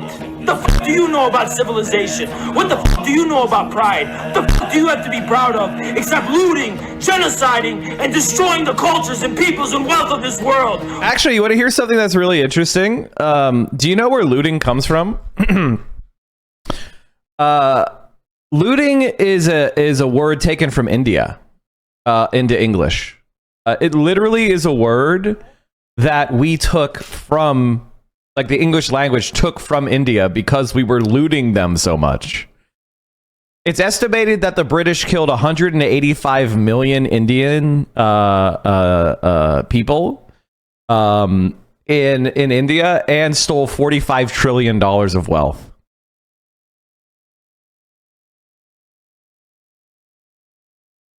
Anyway, let's keep going. World, what the fuck do you know, Cans Cock? Well, you're the one here chimping out, so... I am chipping out, bitch, because I'm a fucking human being, and you're a little soy boy cuck, little bitch. You don't know who the fuck I am. No, I see you. I think you're a Mongoloid. That's what you... I am a Mongoloid, you're right. It is what I am, and I'm proud of being that. Well, it's an anthropological term. It doesn't actually mean Mongol. Oh, so what's your fucking point?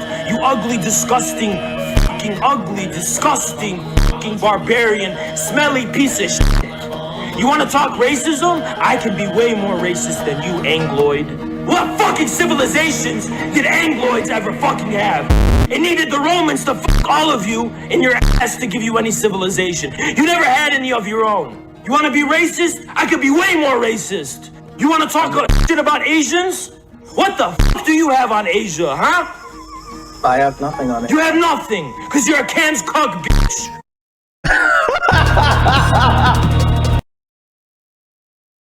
I mean, all time. He was debating a Nazi. All time rant. Hilarious rant.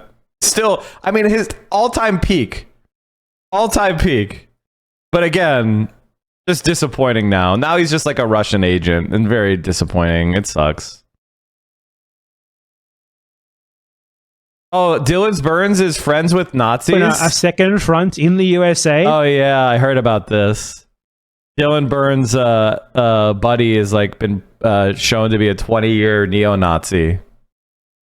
Yeah. Yeah.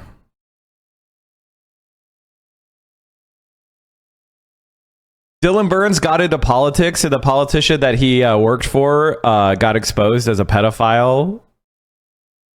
And then now his best friend is a Nazi, or his like one of his closer allies in Ukraine. Turns out to be a neo-Nazi. I think he might not be a good person.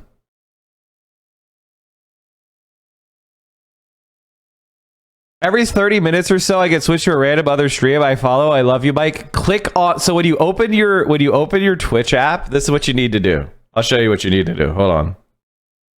You go to your Twitch app.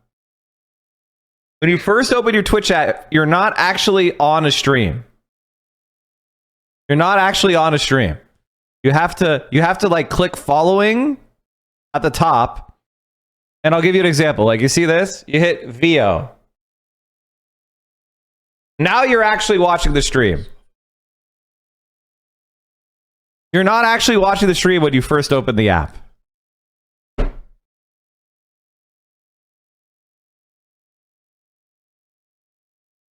I click the stream and it still switches? What? Okay, well, I don't know. I don't know what's going on. Speaking of Russia, I was right about Dylan. Yeah. Okay, I already read that.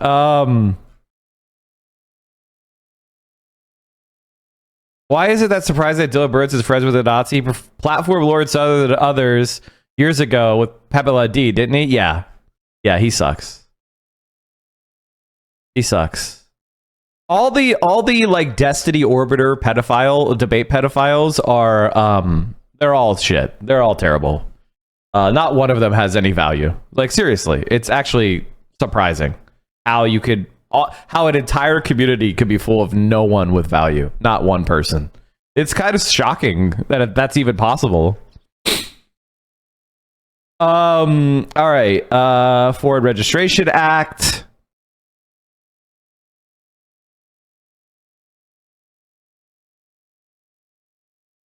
Founders One's first task was to find a personality that could serve as the face of the channel. And for the right candidate, we're willing to pay $1 to $2 million per year.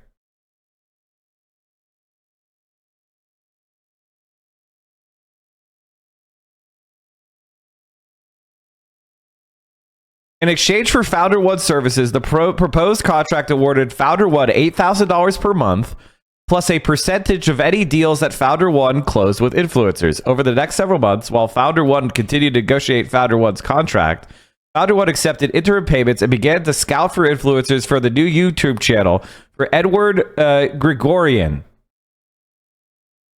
On February 2023, Founder One solicited Commentator One and Commentator Two to perform work on behalf of Edward Gregorian. For example,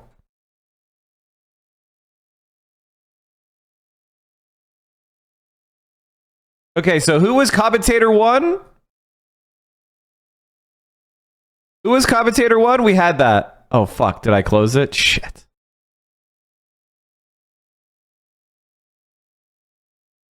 Okay, no, we did it. We still have it. Okay, Commentator One is Dave Rubin. They were like, we need someone really stupid and corrupt. And they immediately got Dave Rubin.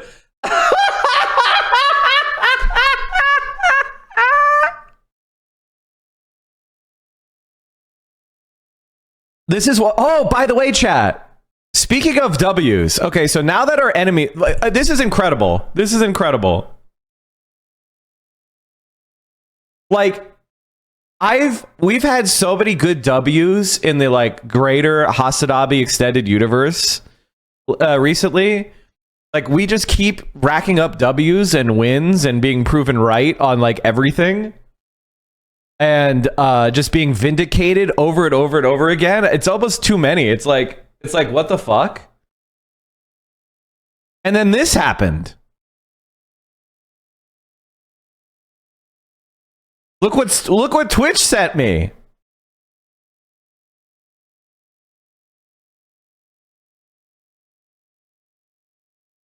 The bleed purple statue.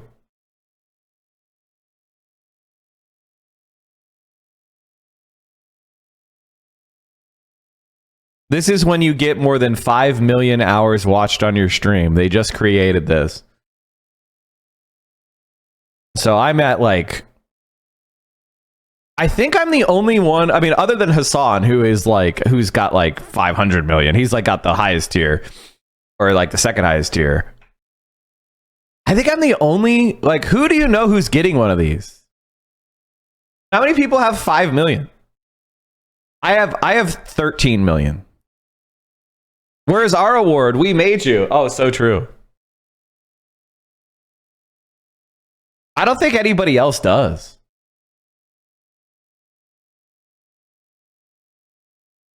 Who's the other person that you saw have it, Twilight?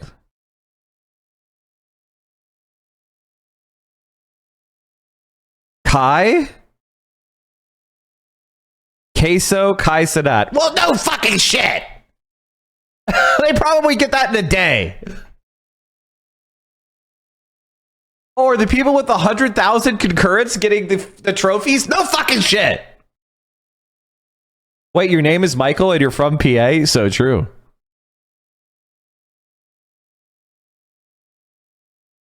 So we're getting our nice Central Committee purple statue. My name is too long. It's not going to fit on this stupid fucking... I really need to change my name. But I won't. I refuse. Is my last name a secret? No. It's not going to fit on this stupid plaque. Remember, chat, employee recognition awards exist to pacify the hard workers so they don't ask for more. So true. But it's just a symbol of my victory, right? Like, it's a symbol of our success. Like, very few people have this. Very few people have hit 5 million viewers, like hours watched. Like, this is an incredibly rare feat. So it feels good, you know?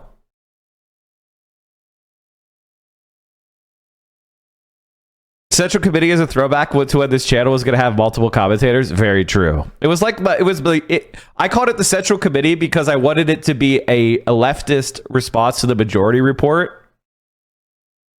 But then I just decided that doesn't really work on Twitch. Twitch is more about a single person, you know, occasionally having like guests. But it's really, it was my idea anyway. So it just became my show. So you're the committee. So everybody go and like, comment, and subscribe.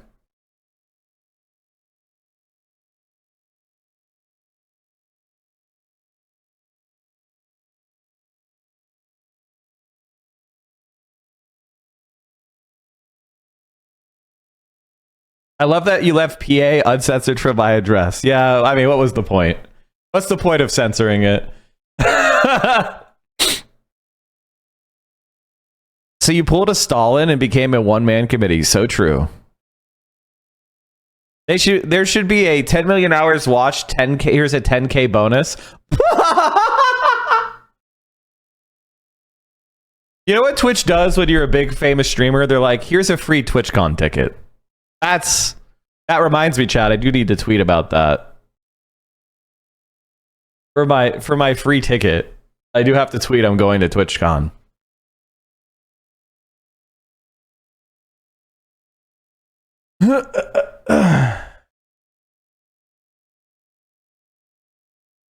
What the hell happened to Kentucky Fried Comrade? I don't know. Who knows? Who knows, man? Legitimately, I have no idea. Any of the people who were part of the first few streams, for the most part, I don't think they're on the internet anymore.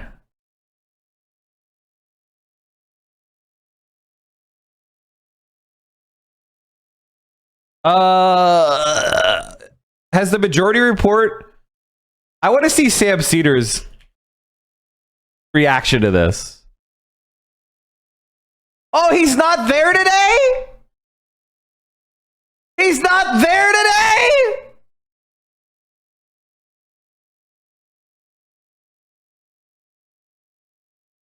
Oh, it's his day off. He took a day off? What? You have to come in for overtime for Tim Pool being exposed as a Russian agent. What? This is why leftists are lazy. Excuse my ignorance, but what are the legal consequences for these Russian paid creators? Money laundering, election interference? I mean, nothing yet.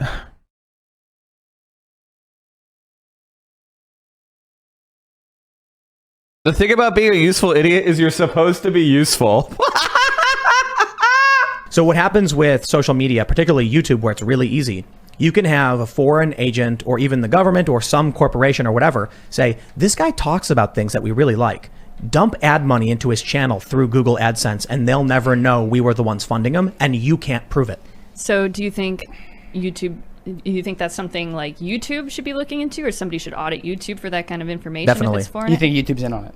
I don't think YouTube's in on it. I think YouTube doesn't care. Yeah. And as long as journalists don't call them out for it, they're not going to say anything. That's going to cause another adpocalypse. Are you ready for that? That's the big problem. But I think I've said it a million times. If they announced that they were going to ban Twitter, I would lose my account. I'd be like, dude, Twitter's terrible. Yeah, get rid of it. Just get rid of it. I'm half kidding. No, it's bad for us. But if Elon Musk should lose Twitter. I found out that someone was secretly funneling money through AdSense to my channel, I'd be like, cut it all off. I don't care. Well, I'll go. I looked at what, I'm pretty sure that all the money he got was from the Russians. Sleep in a might ditch. Have some news for you. Oh yeah. Yeah. I mean, we've looked at we kind of addressed this with you the last board meeting we had about certain sites like syphilisdating.com and don't go to it. Don't go to any of these sites that we talk about. Well, it does, because it lists What the your heck? brother and you as the owner, and there's a series of 55 URLs like antifahub.org. Oh, interesting. A lot of them are packed with malware. A lot of them are packed with, they have security reports. Yeah, but what does that have to do with me I don't or YouTube? know. I'm saying Yeah. I don't know, but you should look into it. Syphilis is curable. Why would you need syphilis dating? I don't get it. I mean, obviously, yeah, Tim Pool has syphilis, but that's actually not a very good insult for Tim Pool, because that implied that he had sex. And I think right now the jury is still out on whether Tim Pool has ever had sex. I don't think he's ever confirmed that he's had sex before, has he?